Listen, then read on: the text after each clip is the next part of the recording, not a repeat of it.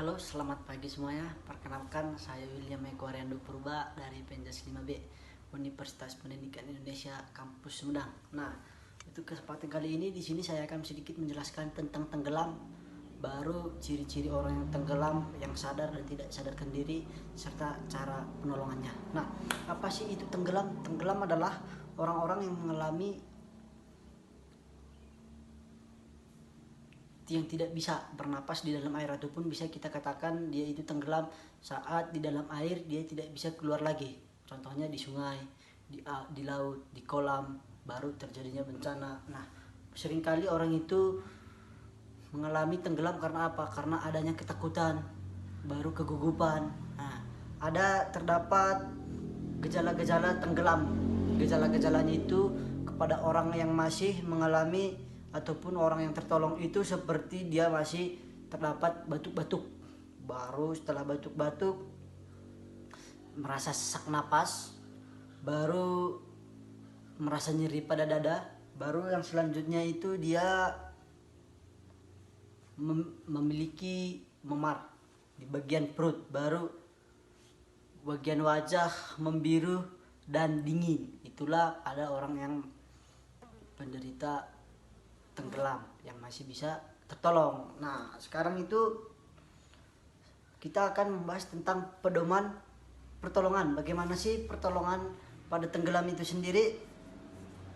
Kita lihat dulu keamanan tempat. Nah, kalau kita mau menyelamatkan orang, itu terlebih dahulu kita melihat situasi dan kondisi tempat, apakah memadai dan bagaimana caranya. Nanti kita bisa melihatnya dari tempatnya. Baru kondisi si penderita tenggelam, bagaimana kondisinya, apakah dia masih tertolong, masih sadar atau bagaimana, seperti itu. Baru kondisi air, kita harus juga melihat kondisi air saat ingin menolong si penderita. Kita tidak bisa asal menolong tanpa melihat situasinya. Nah, baru yang sempat itu sumber daya yang tersedia, apa-apa saja alat-alat yang bisa kita berikan pada saat ingin menolong si penderita, seperti itu. Nah, saat si penderita dalam air itu, kita bisa menyarankan dia berbaring seperti botol terisi air ataupun kosong. Kan itu sejajar semua, kepala, kaki itu sejajar semua, dan tangan dan kaki ditelentangkan. Tujuannya agar apa? Agar mengapung dan tidak tenggelam.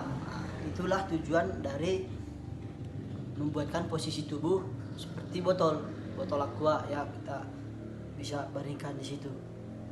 Baru penanganan kepada penderita, terlebih dahulu kita lihat penderitanya. Kalau dia masih memiliki respon, kalau di sekitar kita tidak terlalu bahaya ataupun alat-alat kita lengkap, kita bisa berikan contohnya ban dalam mobil ataupun ban dalam yang karet itu, kita ikatkan tali, baru kita lemparkan kepada si penderita. Kita lempar sampai baru si penderita menangkap balonnya. Nah, kita tarik dengan talinya, baru kita selamatkan dia, baru kita cek. Nah, mungkin itu untuk secara simpelnya. Baru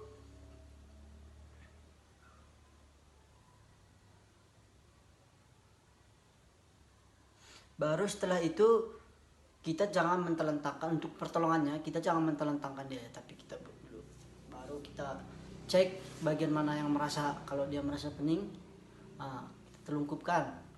Kalau dia belum pingsan, kita cek bagaimana perasaannya, apakah perlu tahap lanjutan, contohnya seperti ke dokter, seperti itu. Baru kalau penderita tidak respon, kalau dia tenggelam yang tidak sadar, itu kita harus memiliki yang namanya profesional diri. Apa maksud dari profesional diri? Ini kita bisa berenang langsung. Jadi kalau kita berenang langsung, kita bisa menolong dia, mengangkatnya ke dalam daratan ataupun ke tempat yang sudah kita tentukan ataupun yang sudah kita sediakan. Nah, biasanya orang-orang yang tidak atau korban yang tidak sadarkan diri itu, dia sudah pingsan. Kenapa pingsan?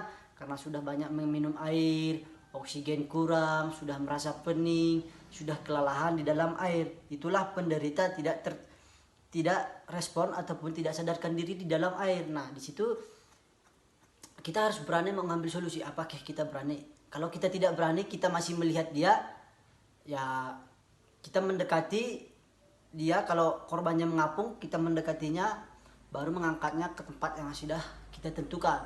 Kita angkat dia, nah kita angkat, baru kalau mengangkat itu dari tangan dulu ya, pergelangan tangan, karena dengan mudah kita akan mengangkatnya pergelangan tangan ke atas, jangan dari tengah, itu terlalu berat. Untuk menolong di dalam air itu kita pegang pergelangan tangan dua-duanya kan, seperti ini sudah kita pegang kan, tinggal tarik ke tempat yang kita sudah sediakan, itu akan lebih mudah. Nah, jika itu penderitanya tidak respon di air yang tidak aman, contohnya di gelombang, di sungai yang begitu deras, kita harus memanggil tim yang lebih profesional. Agar apa? Agar kita tidak mengecelakai diri kita sendiri dan bisa mengambil situs yang lebih aman. Makanya kita panggil tim-tim yang memang sudah ahlinya di bidang itu. Nah, jadi kita tidak akan sungkan-sungkan ya. Jadi kita bisa menolongnya lebih cepat dengan tim yang sudah ada. Nah, di sini juga ada komplikasi tenggelam. Komplikasi tenggelam itu yaitu ketidakseimbangan cairan dalam korban. Jadi maksudnya tubuhnya itu tidak mendapat oksigen lagi ataupun cairan-cairan yang sepantasnya didapat. Baru itu terdapat munculnya sel-sel darah merah di dalam tubuh. Jadi muncul, kalau kita itu tipenya orang tenggelam itu muncul sel-sel darah merah ya. Baru ada itu yang namanya peradangan pada satu atau kedua paru-paru. Peradangan terhadap paru-paru ya. Baru ada gagal jantung. Kalau itu komplikasi tenggelam bisa gagal jantung komplikasinya. Baru stroke, baru itu kerusakan otak. Kenapa bisa itu terjadi semuanya? Karena air itu sudah bisa masuk semua ke dalam tubuh sehingga merusak sel-sel tubuh kita. Nah, kalau untuk penolongan korban itu, kalau kita ahli contohnya di tempat yang aman, kita bisa memberikan napas buatan, baru memompa dadanya.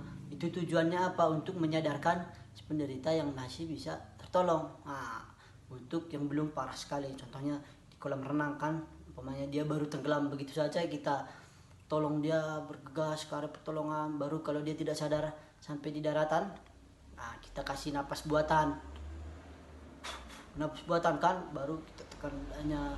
Caranya itu, nah untuk menekan dada itu ada beberapa tahap ya.